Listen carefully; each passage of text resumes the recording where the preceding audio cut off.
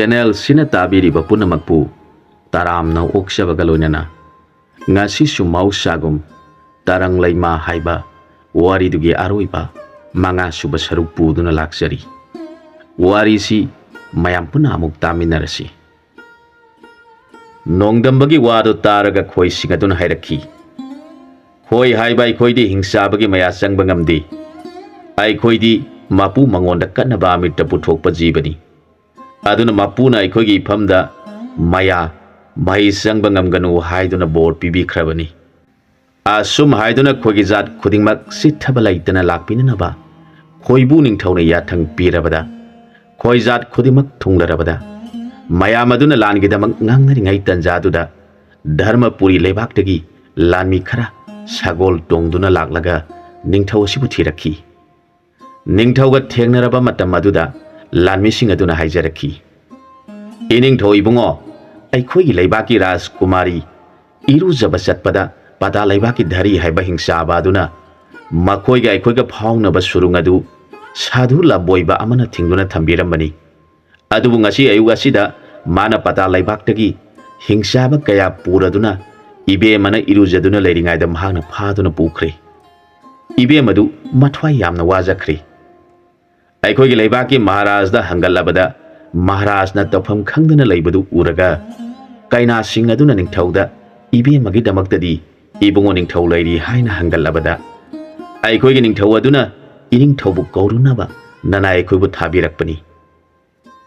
lanmi singi wadu taraga nongdamba tompoki leiriba tengol sing aduna ibungo nha kona lau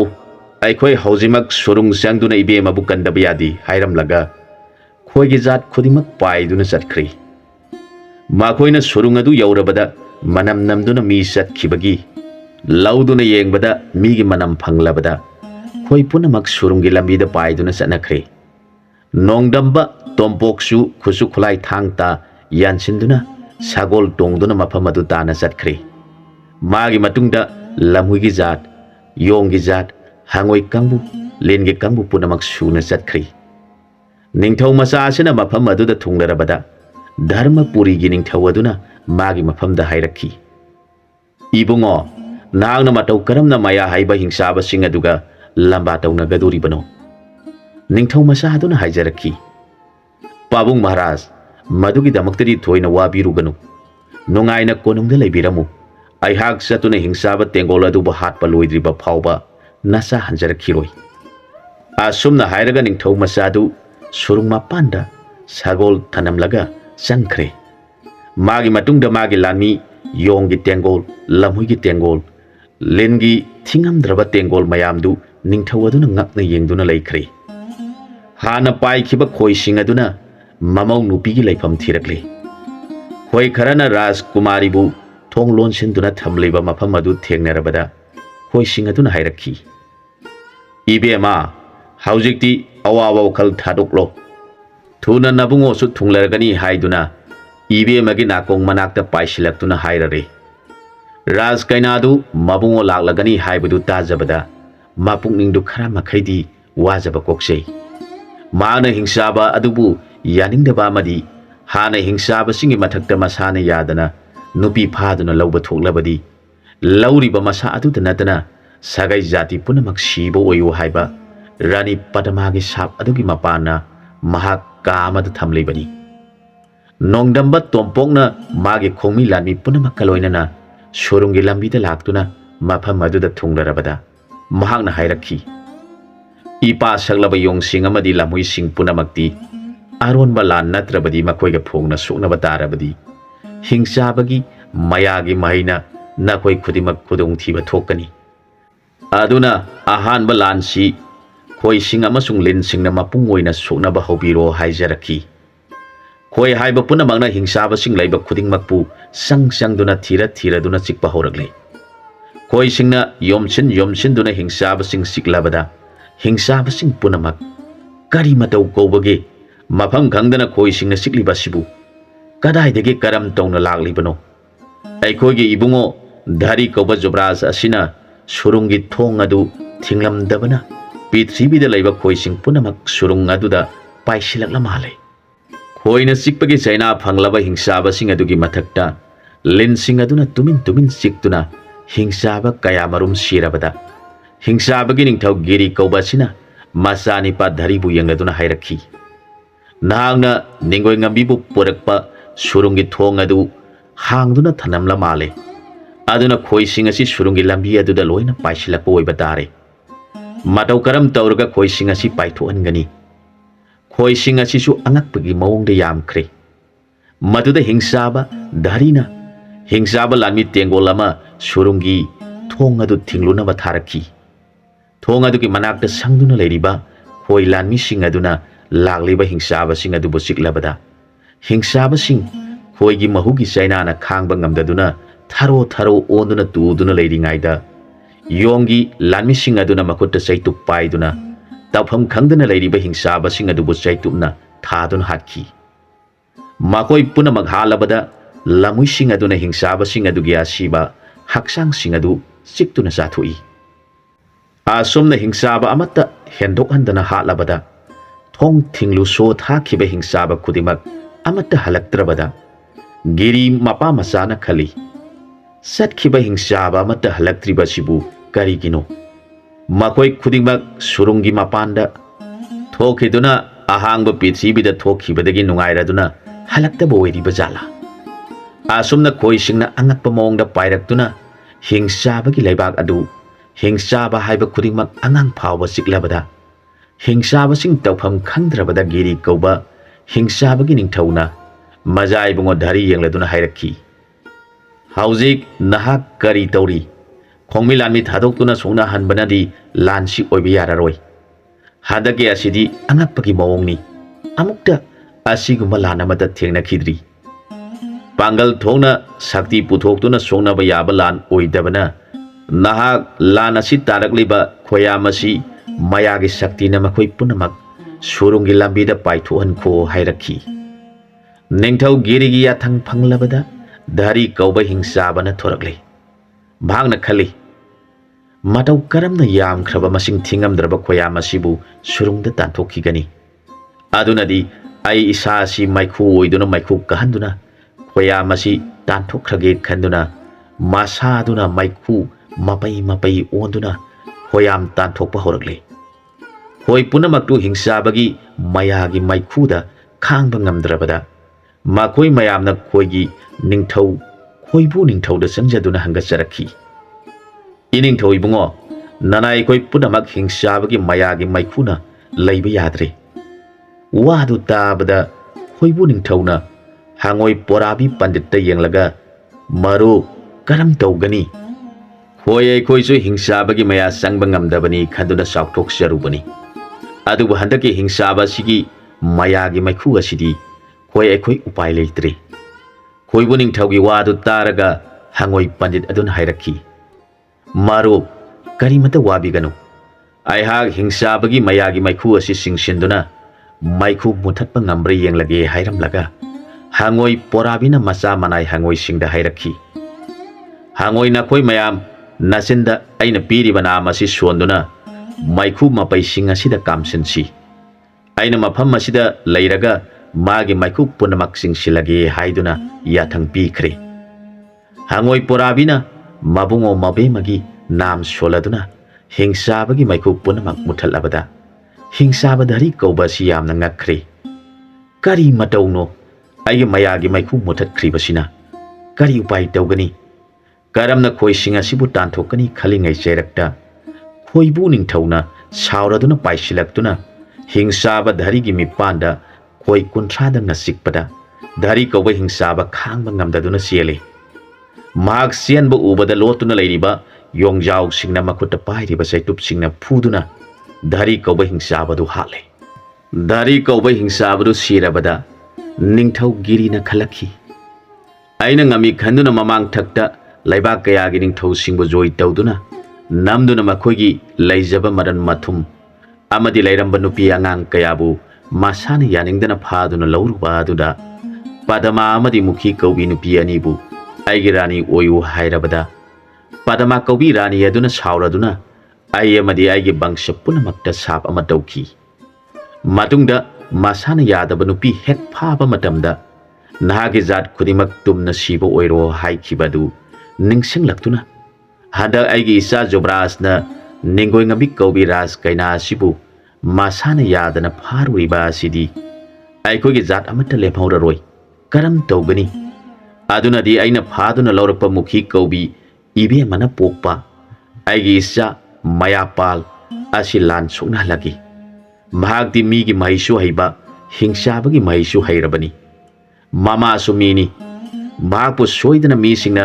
kharatu oirabasu minungsi phawgani masa mayapal yengladuna hairakhi ipagi mayapal na hauzik phawba kari yengduna leiri nayamba jobras lanphamda tukhri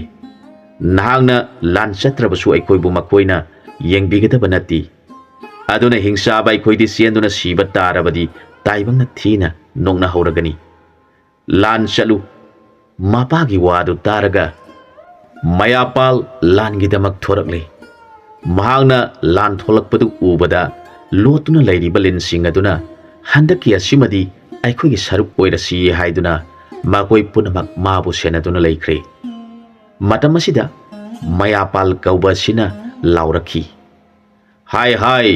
aikoigi leibakta huranduna lan lakliban hak kanano phongna chungthoraktuna lambat tausi hairaklabada nongdamba tompongna tholaktuna hairakhi he angang nangna karigidamak natik na pasadana lana sida tholaktuna karigi akan bawai sing adu hairibano aihak disian ba yadraba atatai oiraba misakamani aduna nahak hingsaba oirabasu angang oimali aduna nangna aigi mangda lepkanu sa thokro nakoigi akan athau singdu thadur u hairakhi wai adu taraga hingsabagi masaduna khalli mahak asi dharma masak khangba mini aduna pap selaba ipa madi imana poklaba aihak asigumba dharma masak khangbani pa sigi makutta sijarabadi aihak soidana sarga phangani asumna khanduna akanba singi lan horagle mahangna hairakhi aihak angang oijarabasu aigi leibaki amadi ipagi sanman ngaknanabagi damak lana si thorakle bani aduna nahak sikshalu nathwai kanjana bohona jau mana maya lan horakle maya da mai hawanduna kamba horakle mamang da leiba khudimak khangba ngamdaduna senaba horakle magi maya gi lana sida nongdamba tompok khangba ware masagi awaba matawadubu mama ibema nonga khrabi tarang leima kaubi aduna uraduna masagi mathwai mangba tare khanduna masagi tendong da sangduna leikhre matamaduda hingsabana magi mayagi shaktina asum taksilaklaba matamda asauba phawraba ningthau nongdambana tawpham khangdaduna magi tadu langlage khalakle mana tadu hek paikhatpaga magi tendong da sangduna leiriba mama aduna masagi tagi tadonda tongduna marai aduna ising pere oiduna mana kamlakliba mai sing adu muthattuna tana haijalaktuna mayapal kauba hingsabagi thabakta panduna hingsabu oiraba ngang aduna laimai thakta turaba matamda hingsabana makut ani lonajaraduna leiringai matamda ningthau thuna chansilaktuna magi thawai mangdringaida tadubu hingsabadagi satli hingsaba ngang aduna makut lonajaraga ningthau aduda khurumjakhi magi matawadu uraga ningthau adugi thamoida nungaitaba phawki konung aduda hingsaba lanmi sing sensen khiduna giri kawa hingsaba ningthauda majai bungo mayapal sire haiba pau tamlabada giri kawa hingsabadu awabagi masak oiduna leikhi hingsabana lan tholaktrabada nongdambana khoising yengladuna konungda leiriba hingsaba punamak sikpiru ro hairakhi khoising aduna leiriba hingsaba sing adubu sikpa horaklabada giri kawa hingsabana aini sasing punamak mathang siraba phawba lotuna leirabadi aigi mingsat manglagani aduna aroiba oina hingsaba sing asi puduna lan taurage khanduna hingsaba sing da hairakhi nakoi khudimak mayungi utong amamam paiduna pairakliba khoi sing sangdanaba tauraga aroiba lan soknarasi hairakhi maduda hingsaba sing aduna mayungi utong amamam paiduna ꯂꯥꯟ ꯊꯣꯛꯂꯛꯂꯦ ꯍꯤꯡꯆꯥꯕ ꯇꯦꯡꯒꯣꯜ ꯑꯗꯨ ꯌꯦꯡꯕꯗ ꯑꯉꯛꯄꯒꯤ ꯃꯁꯛ ꯑꯣꯏꯈ꯭ꯔꯦ ꯃꯈꯣꯏ ꯃꯌꯥꯝꯗꯨꯅ ꯊꯣꯛꯂꯛꯄ ꯃꯥꯏꯀꯩ ꯑꯗꯨꯃ ꯄꯨꯝꯃꯝ ꯃꯝꯃꯤ ꯃꯈꯣꯏꯒꯤ ꯃꯔꯛꯇ ꯆꯥꯎꯈ꯭ꯔꯕ ꯌꯣꯠꯀꯤ ꯌꯣꯠꯆꯩ ꯄꯥꯏꯕ ꯍꯤꯡꯆꯥꯕ ꯒꯤꯔꯤꯅ ꯂꯥꯛꯄꯗꯨ ꯎꯔꯒ ꯅꯣꯡꯗꯝꯕ ꯅꯤꯡꯊꯧꯅ ꯈꯜꯂꯤ ꯍꯟꯗꯛ ꯂꯥꯛꯂꯤꯕ ꯑꯁꯤꯗꯤ ꯃꯒꯨꯟ ꯂꯩꯈ꯭ꯔꯦꯗ ꯑꯩꯒꯤ ꯈꯣꯏꯒꯤ ꯇꯦꯡꯒꯣꯜꯁꯨ ꯑꯃꯠꯇ ꯆꯪꯕ ꯉꯝꯗ꯭ꯔꯦ ꯃꯈꯣꯏꯅ ꯃꯈꯨꯠꯇ ꯄꯥꯏꯔꯤꯕ ꯃꯌꯨꯡꯒꯤ ꯎꯇꯣꯡꯁꯤꯡ ꯑꯁꯤꯒꯤ ꯃꯇꯦꯡꯅ ꯀꯔꯝ ꯇꯧꯒꯅꯤ ꯒꯤꯔꯤ ꯍꯥꯏꯔꯤꯕ ꯍꯤꯡꯆꯥꯕꯒꯤ ꯅꯤꯡꯊꯧ ꯑꯁꯤꯁꯨ ꯃꯌꯥꯒꯤ ꯂꯥꯟꯗ ꯑꯃꯗꯤ ꯃꯄꯥꯡꯒꯜꯗ ꯃꯄꯥ ꯂꯩꯇꯅ ꯐꯥꯎꯔꯤꯕꯅꯤ ꯑꯗꯨꯕꯨ ꯃꯥꯒꯤ ꯂꯝꯆꯠ ꯐꯠꯇꯕ ꯑꯗꯨꯅ ꯃꯔꯝ ꯑꯣꯏꯔꯒ ꯄꯗꯃꯥ ꯀꯧꯕꯤ ꯔꯥꯅꯤ ꯑꯗꯨꯅ ꯃꯥ ꯑꯃꯁꯨꯡ ꯃꯥꯒꯤ ꯀꯥꯡꯂꯨꯞꯇ ꯁꯥꯞ ꯇꯧꯔꯝꯂꯒ ꯃꯅꯨꯡꯗ ꯆꯣꯡꯁꯤꯟꯗꯨꯅ ꯁꯤꯈꯤꯕ ꯃꯔꯝꯅ ꯃꯥꯒꯤ ꯑꯔꯣꯏꯕ ꯃꯇꯝ ꯑꯣꯏꯔꯛꯂꯕꯗ ꯃꯍꯥꯛꯁꯨ ꯀꯔꯤ ꯇꯧꯔꯒ ꯅꯤꯡꯊꯧ ꯑꯁꯤꯕꯨ ꯍꯥꯠꯀꯗꯒꯦ ꯍꯥꯏꯕ ꯅꯤꯡꯁꯤꯡꯕ ꯊꯣꯛꯇ꯭ꯔꯦ ꯃꯍꯥꯛꯀꯤ ꯃꯌꯥ ꯃꯍꯩ ꯄꯨꯝꯅꯃꯛ ꯅꯤꯡꯁꯤꯡꯕ ꯊꯣꯛꯇ꯭ꯔꯕꯗ ꯃꯍꯥꯛꯅ ꯇꯧꯐꯝ ꯈꯪꯗꯗꯨꯅ ꯃꯈꯨꯠꯇ ꯄꯥꯏꯔꯤꯕ ꯌꯣꯠ ꯑꯗꯨꯅ ꯊꯥꯗꯨꯅ ꯍꯥꯠꯂꯒꯦ ꯈꯟꯗꯨꯅ ꯅꯤꯡꯊꯧ ꯇꯝꯅ ꯀꯟꯅ ꯆꯦꯟꯁꯤꯜꯂꯛꯂꯦ ꯃꯗꯨ ꯎꯕꯗ ꯅꯤꯡꯊꯧ ꯃꯆꯥ ꯑꯁꯤꯅ ꯃꯥꯒꯤ ꯇꯥ ꯑꯗꯨ ꯄꯥꯏꯔꯗꯨꯅ ꯃꯍꯥꯛ ꯇꯝꯅ ꯁꯥꯄꯨ ꯀꯟꯅ ꯍꯨꯜꯂꯛꯂꯦ ꯃꯗꯨꯗ ꯇꯥꯒꯤ ꯃꯆꯤꯟ ꯑꯗꯨꯗ ꯃꯃꯥꯅ ꯏꯁꯤꯡ ꯄꯦꯔꯦ ꯃꯌꯥꯝ ꯊꯣꯛꯇꯨꯅ ꯍꯤꯡꯆꯥꯕꯁꯤꯡꯅ ꯄꯥꯏꯔꯤꯕ ꯃꯌꯨꯡꯒꯤ ꯃꯩꯁꯤꯡ ꯑꯗꯨ ꯃꯨꯊꯠꯈꯤ ꯇꯥꯅ ꯄꯥꯏꯁꯤꯜꯂꯛꯇꯨꯅ ꯒꯤꯔꯤ ꯀꯧꯕ ꯍꯤꯡꯆꯥꯕ ꯂꯥꯡꯉꯝ ꯐꯪꯉꯝꯗ꯭ꯔꯕ ꯑꯗꯨꯒꯤ ꯃꯊꯕꯥꯛꯇ ꯌꯨꯡꯈꯤ ꯇꯥꯗꯨꯅ ꯃꯊꯕꯥꯛꯇ ꯊꯥꯔꯕꯗ ꯒꯤꯔꯤ ꯀꯧꯕ ꯍꯤꯡꯆꯥꯕꯗꯨ ꯀꯟꯅ ꯂꯥꯎꯔꯝꯂꯒ ꯂꯩꯃꯥꯏ ꯊꯛꯇ ꯑꯀꯟꯕ ꯁꯕꯗꯒ ꯂꯣꯏꯅꯅ ꯇꯨꯈꯤ ꯃꯍꯥꯛꯅ ꯇꯨꯕꯗ ꯍꯤꯡꯆꯥꯕꯒꯤ ꯂꯩꯕꯥꯛꯇꯨ ꯅꯤꯛꯈꯤ ꯃꯥꯒꯤ ꯈꯣꯡꯃꯤ ꯍꯤꯡꯆꯥꯕꯁꯤꯡꯗꯨ ꯃꯈꯨꯠꯇ ꯄꯥꯏꯕ ꯃꯌꯨꯡꯒꯤ ꯃꯩꯁꯤꯡ ꯑꯗꯨ ꯃꯨꯊꯠꯈ꯭ꯔꯕꯗ ꯇꯧꯐꯝ ꯈꯪꯗꯅ ꯆꯦꯜꯂꯦ ꯃꯗꯨꯗ ꯈꯣꯏ ꯃꯌꯥꯝ ꯑꯗꯨꯅ ꯌꯣꯝꯗꯨꯅ ꯃꯈꯣꯏ ꯈꯨꯗꯤꯡꯃꯛ ꯆꯤꯛꯂꯦ ꯇꯧꯐꯝ ꯈꯪꯗ꯭ꯔꯕ ꯍꯤꯡꯆꯥꯕꯁꯤꯡꯗꯨ ꯌꯣꯡ ꯃꯌꯥꯝꯅ ꯃꯈꯨꯠꯇ ꯆꯩ ꯄꯥꯏꯔꯗꯨꯅ ꯇꯥꯟꯗꯨꯅ ꯍꯥꯠꯂꯦ ꯂꯝꯨꯏꯁꯤꯡ ꯑꯗꯨꯅ ꯍꯔꯥꯎꯕꯒ ꯂꯣꯏꯅꯅ ꯍꯤꯡꯆꯥꯕꯁꯤꯡꯒꯤ ꯁꯥꯗꯣꯡ ꯐꯛꯇꯨꯅ ꯆꯥꯔꯤ ꯃꯈꯣꯏꯒꯤ ꯅꯤꯡꯊꯧ ꯑꯃꯗꯤ ꯃꯥꯒꯤ ꯂꯥꯟꯃꯤ ꯍꯤꯡꯆꯥꯕꯁꯤꯡ ꯂꯣꯏꯅ ꯍꯥꯠꯂꯕꯗ ꯍꯤꯡꯆꯥꯕ ꯅꯤꯡꯊꯧꯅ ꯂꯧꯔꯝꯕꯤ ꯃꯨꯈꯤ ꯀꯧꯕꯤ ꯑꯗꯨꯅ ꯅꯤꯡꯒꯣꯏ ꯉꯝꯕꯤ ꯄꯨꯊꯣꯔꯛꯇꯨꯅ ꯅꯣꯡꯗꯝꯕ ꯇꯣꯝꯄꯣꯛꯇ ꯀꯠꯆꯈꯤ ꯅꯤꯡꯒꯣꯏ ꯉꯝꯕꯤ ꯏꯕꯦꯝꯃ ꯑꯗꯨꯅ ꯃꯕꯨꯡꯉꯣꯕꯨ ꯎꯖꯕ ꯐꯪꯂꯕꯗ ꯅꯨꯡꯉꯥꯏꯕꯅ ꯁꯔꯒ ꯃꯈꯨꯠꯅ ꯂꯥꯝꯕ ꯐꯪꯕꯒꯨꯝ ꯍꯔꯥꯎꯖꯈꯤ ꯅꯣꯡꯗꯝꯕ ꯅꯤꯡꯊꯧꯅ ꯍꯤꯡꯆꯥꯕꯒꯤ ꯀꯣꯅꯨꯡ ꯆꯪꯗꯨꯅ ꯂꯩꯕꯥꯛ ꯑꯁꯤꯗ ꯂꯩꯍꯧꯔꯤꯕ ꯍꯤꯡꯆꯥꯕ ꯄꯨꯝꯅꯃꯛ ꯑꯉꯥꯡ ꯑꯣꯏꯕ ꯐꯥꯎꯕ ꯑꯃꯠꯇ ꯆꯤꯠꯊꯗꯅ ꯀꯣꯅꯨꯡ ꯀꯥꯔꯛꯀꯗꯕꯅꯤ ꯀꯔꯤꯒꯨꯝꯕ ꯂꯣꯠꯇꯨꯅ ꯂꯩꯍꯧꯕ ꯌꯥꯎꯔꯕꯗꯤ ꯈꯨꯗꯛꯇ ꯑꯉꯥꯡ ꯑꯣꯟꯒꯅꯤ ꯍꯥꯏꯅ ꯂꯥꯎꯊꯣꯛꯂꯕꯗ ꯂꯩꯕꯥꯛ ꯑꯗꯨꯒꯤ प्रजाꯁꯤꯡ ꯁꯤꯍꯧꯗꯕ ꯄꯨꯝꯅꯃꯛ ꯀꯣꯅꯨꯡꯗ ꯂꯣꯏꯅ ꯀꯥꯔꯛꯈꯤ ꯃꯌꯥꯝ ꯑꯗꯨꯒꯤ ꯃꯅꯨꯡꯗꯒꯤ ꯑꯉꯥꯡ ꯅꯤꯄꯥ ꯃꯆꯥ ꯑꯃ ꯈꯜꯂꯗꯨꯅ ꯅꯤꯡꯊꯧ ꯍꯥꯞꯄꯤꯔꯦ ꯑꯗꯨꯒ ꯑꯁꯨꯝꯅ ꯍꯥꯏꯔꯛꯈꯤ ꯅꯈꯣꯏꯗꯤ ꯉꯁꯤꯗꯒꯤ ꯁꯨꯔꯨꯡꯒꯤ ꯂꯝꯕꯤ ꯑꯁꯤꯗ ꯑꯃꯨꯛ ꯍꯟꯅ ꯐꯥꯎꯔꯛꯄ ꯌꯥꯔꯔꯣꯏ ꯁꯨꯔꯨꯡ ꯑꯁꯤ ꯑꯩꯅ ꯐꯨꯟꯖꯤꯜꯂꯒꯅꯤ ꯅꯈꯣꯏ ꯇꯥꯏꯕꯪ ꯃꯤꯒ ꯁꯝꯅꯕ ꯌꯥꯕ ꯅꯠꯇꯦ ꯍꯥꯏꯔꯝꯂꯒ ꯅꯤꯡꯊꯧ ꯍꯥꯞꯂꯕ ꯑꯉꯥꯡ ꯑꯗꯨꯗ ꯅꯍꯥꯛꯇꯤ ꯑꯩꯅ ꯅꯤꯡꯊꯧ ꯍꯥꯞꯂꯕꯅꯤꯅ ꯅꯍꯥꯛ ꯅꯈꯣꯏꯒꯤ ꯅꯤꯡꯊꯧꯒꯨꯝ ꯐꯠꯇꯕ ꯊꯕꯛ ꯇꯧꯕ ꯌꯥꯗꯦ ꯀꯔꯤꯒꯨꯝꯕ ꯅꯍꯥꯛꯅ ꯐꯠꯇꯕ ꯊꯕꯛ ꯇꯧꯔꯛꯂꯕꯗꯤ ꯅꯈꯣꯏꯒꯤ ꯅꯤꯡꯊꯧ ꯑꯁꯤꯅ ꯇꯥꯈ꯭ꯔꯤꯕ ꯗꯁꯥ ꯑꯁꯤ ꯁꯣꯏꯗꯅ ꯐꯪꯒꯅꯤ ꯍꯥꯏꯔꯛꯈꯤ ꯅꯤꯡꯊꯧ ꯑꯗꯨꯒꯤ ꯋꯥꯗꯨ ꯇꯥꯔꯒ ꯃꯨꯈꯤ ꯀꯧꯕꯤ ꯍꯤꯡꯆꯥꯕ ꯅꯤꯡꯊꯧ ꯑꯗꯨꯅ ꯐꯥꯗꯨꯅ ꯂꯧꯈꯤꯕꯤ ꯁꯤꯕ ꯀꯤꯕꯗꯒꯤ ꯍꯤꯡꯆꯥꯕꯒꯤ ꯔꯥꯅꯤ ꯑꯣꯏꯌꯨ ꯍꯥꯏꯕꯗ ꯌꯥꯈꯤꯕꯤ ꯑꯗꯨꯅ ꯅꯤꯡꯊꯧ ꯑꯗꯨꯕꯨ ꯌꯦꯡꯖꯔꯒ ꯍꯥꯏꯖꯔꯛꯈꯤ ꯏꯅꯤꯡꯊꯧ ꯏꯕꯨꯡꯉꯣ ꯅꯅꯥꯏ ꯑꯩꯍꯥꯛꯄꯨ ꯇꯥꯏꯕꯪ ꯃꯤꯔꯛꯇ ꯆꯠꯆꯕ ꯌꯥꯒꯗ꯭ꯔꯥ ꯅꯅꯥꯏꯁꯨ ꯇꯥꯏꯕꯪ ꯃꯤꯔꯛꯇ ꯇꯤꯟꯖꯅꯤꯡꯉꯤ ꯃꯥꯒꯤ ꯋꯥꯗꯨ ꯇꯥꯔꯒ ꯅꯤꯡꯊꯧꯅ ꯍꯥꯏꯔꯛꯈꯤ ꯏꯃꯥꯒꯤ ꯃꯇꯝ ꯃꯥꯟꯕꯤ ꯅꯍꯥꯛꯇꯤ ꯇꯥꯏꯕꯪ ꯃꯤꯒ ꯑꯃꯨꯛ ꯂꯩꯃꯤꯟꯅꯕ ꯌꯥꯔꯔꯣꯏ ꯑꯗꯨꯅ ꯅꯍꯥꯛ ꯑꯩꯅ ꯅꯤꯡꯊꯧ ꯍꯥꯞꯂꯤꯕ ꯑꯉꯥꯡ ꯑꯁꯤꯒꯤ ꯃꯃꯥ ꯏꯕꯦꯝꯃ ꯑꯣꯏꯗꯨꯅ ꯀꯣꯅꯨꯡ ꯑꯁꯤꯗ ꯅꯨꯡꯉꯥꯏꯅ ꯂꯩꯍꯧꯔꯣ ꯅꯍꯥꯛꯅ ꯁꯤꯕ ꯀꯤꯗꯨꯅ ꯍꯤꯡꯆꯥꯕꯒ ꯂꯩꯃꯤꯟꯅꯔꯨꯕꯅ ꯅꯍꯥꯛꯀꯤ ꯊꯃꯣꯏ ꯑꯗꯨ ꯀꯌꯥ ꯌꯥꯝꯅ ꯁꯦꯡꯂꯝꯒꯗꯒꯦ ꯈꯪꯗ꯭ꯔꯤ ꯋꯥꯔꯧꯕꯤꯔꯒꯅꯨ ꯑꯁꯨꯝꯅ ꯍꯥꯏꯔꯒ ꯅꯤꯡꯊꯧ ꯑꯗꯨꯅ ꯃꯥꯒꯤ ꯅꯨꯡꯁꯤꯖꯔꯕꯤ ꯅꯤꯡꯒꯣꯏ ꯉꯝꯕꯤꯕꯨ ꯄꯨꯔꯗꯨꯅ ꯇꯦꯡꯒꯣꯜ ꯃꯌꯥꯝꯒ ꯂꯣꯏꯅꯅ ꯁꯨꯔꯨꯡꯒꯤ ꯂꯝꯕꯤꯗ ꯐꯥꯎꯒꯠꯂꯛꯂꯦ ꯃꯈꯣꯏ ꯄꯨꯝꯅꯃꯛ ꯆꯤꯠꯊꯕ ꯌꯥꯎꯗꯅ ꯂꯥꯛꯂꯕꯗ ꯃꯍꯥꯛꯅ ꯃꯅꯥꯏꯁꯤꯡ ꯊꯥꯗꯣꯛꯇꯨꯅ ꯁꯨꯔꯨꯡ ꯑꯗꯨꯕꯨ ꯃꯇꯝ ꯄꯨꯝꯅꯃꯛꯀꯤ ꯑꯣꯏꯅ ꯊꯤꯡꯖꯤꯟꯈꯤ ꯙꯔꯃꯄꯨꯔꯤꯒꯤ ꯅꯤꯡꯊꯧ ꯑꯗꯨꯅ ꯄꯦꯟꯈ꯭ꯔꯗꯨꯅ ꯃꯖꯥ ꯏꯕꯦꯝꯃꯕꯨ ꯅꯣꯡꯗꯝꯕ ꯅꯤꯡꯊꯧꯒꯤ ꯃꯐꯝꯗ ꯀꯠꯆꯔꯗꯨꯅ ꯅꯍꯥꯛꯅ ꯏꯄꯥꯒꯤ ꯂꯩꯕꯥꯛ ꯑꯁꯤꯗ ꯅꯤꯡꯊꯧ ꯑꯣꯏꯗꯨꯅ ꯄꯥꯜꯂꯣ ꯍꯥꯏꯔꯛꯂꯕꯗ ꯅꯤꯡꯊꯧ ꯅꯣꯡꯗꯝꯕꯅ ꯃꯀꯨ ꯅꯤꯡꯊꯧꯒꯤ ꯃꯐꯝꯗ ꯍꯥꯏꯖꯔꯛꯈꯤ ꯏꯅꯤꯡꯊꯧ ꯏꯕꯨꯡꯉꯣ ꯅꯅꯥꯏꯒꯤ ꯏꯄꯥꯅ ꯊꯝꯕꯤꯔꯝꯕ ꯂꯩꯕꯥꯛ ꯂꯩꯖꯔꯤ ꯃꯐꯝ ꯑꯗꯨꯗ ꯅꯅꯥꯏ ꯑꯩꯍꯥꯛ ꯂꯩꯕꯥꯛ ꯉꯥꯛꯇꯨꯅ ꯑꯩꯒꯤ ꯅꯨꯡꯁꯤꯖꯔꯕ ꯏꯄꯥꯒꯤ ꯃꯔꯨꯞꯁꯤꯡ ꯑꯁꯤꯒ ꯂꯣꯏꯅꯅ ꯄꯥꯟꯃꯤꯟꯅꯖꯔꯨꯒꯦ ꯃꯈꯣꯏ ꯃꯌꯥꯝ ꯑꯁꯤ ꯌꯥꯎꯗ꯭ꯔꯕꯗꯤ ꯑꯩꯒꯤꯅꯦ ꯍꯥꯏꯕꯗ ꯀꯅꯥꯁꯨ ꯂꯩꯖꯗꯦ ꯑꯗꯨꯅ ꯃꯈꯣꯏ ꯄꯨꯝꯅꯃꯛꯀ ꯂꯣꯏꯅꯅ ꯅꯅꯥꯏꯒꯤ ꯂꯩꯕꯥꯛꯇ ꯄꯥꯟꯃꯤꯟꯅꯖꯔꯨꯒꯦ ꯀꯔꯤꯒꯨꯝꯕ ꯏꯀꯨ ꯅꯤꯡꯊꯧꯅ ꯑꯋꯥꯕ ꯇꯥꯔꯛꯄ ꯊꯣꯛꯂꯕꯁꯨ ꯅꯅꯥꯏꯕꯨ ꯅꯤꯡꯁꯤꯡꯕꯤꯔꯛꯎ ꯍꯥꯏꯔꯒ ꯈꯨꯔꯨꯝꯖꯈꯤ ꯃꯍꯥꯛꯀꯤ ꯋꯥꯗꯨ ꯇꯥꯔꯒ ꯃꯀꯨ ꯅꯤꯡꯊꯧꯅ ꯃꯆꯥꯅꯨꯄꯤꯕꯨ ꯃꯈꯣꯏꯒꯤ ꯄ꯭ꯔꯖꯥ ꯄꯨꯝꯅꯃꯛꯀ ꯂꯣꯏꯅꯅ ꯅꯤꯄꯥ ꯃꯌꯨꯝꯗ ꯊꯤꯟꯕꯤꯈꯤ ꯃꯟꯇ꯭ꯔꯤ ꯑꯍꯟ ꯑꯗꯨꯅ ꯃꯅꯥꯏ 10 ꯑꯗꯨꯗ ꯊꯧꯗꯥꯔꯗꯨꯅ ꯄ꯭ꯔꯖꯥ ꯃꯤꯄꯨꯝ ꯈꯨꯗꯤꯡꯃꯛꯄꯨ ꯀꯣꯅꯨꯡꯗ ꯀꯥꯍꯟꯗꯨꯅ ꯔꯥꯅꯤ ꯑꯣꯛꯄ ꯌꯥꯎꯍꯟꯈꯤ ꯃꯌꯥꯝ ꯄꯨꯝꯅꯃꯛ ꯍꯔꯥꯎꯗꯨꯅ ꯃꯈꯣꯏꯒꯤ ꯔꯥꯅꯤ ꯑꯣꯛꯂꯗꯨꯅ ꯅꯨꯡꯉꯥꯏꯅ ꯂꯩꯔꯤꯉꯩ ꯃꯇꯝ ꯑꯗꯨꯃꯛꯇꯗ ꯙꯔꯤ ꯀꯧꯕ ꯍꯤꯡꯆꯥꯕꯗꯨꯅ ꯅꯤꯡꯒꯣꯏ ꯉꯝꯕꯤ ꯏꯕꯦꯝꯃ ꯐꯥꯕꯗ ꯌꯥꯎꯔꯛꯈꯤꯕ ꯍꯤꯡꯆꯥꯕ ꯅꯤꯁꯥꯗꯥꯟ ꯀꯧꯕ ꯑꯃ ꯁꯨꯔꯨꯡ ꯆꯪꯗꯗꯨꯅ ꯆꯤꯊꯗꯨꯅ ꯂꯩꯍꯧꯕ ꯑꯃ ꯂꯥꯂꯣꯏꯔꯗꯨꯅ ꯅꯤꯡꯊꯧꯅ ꯃꯥꯒꯤ ꯔꯥꯅꯤ ꯑꯃꯗꯤ ꯈꯣꯡꯃꯤ ꯂꯥꯟꯃꯤ ꯄꯨꯝꯅꯃꯛ ꯊꯣꯛꯄ ꯂꯣꯏꯔꯗꯨꯅ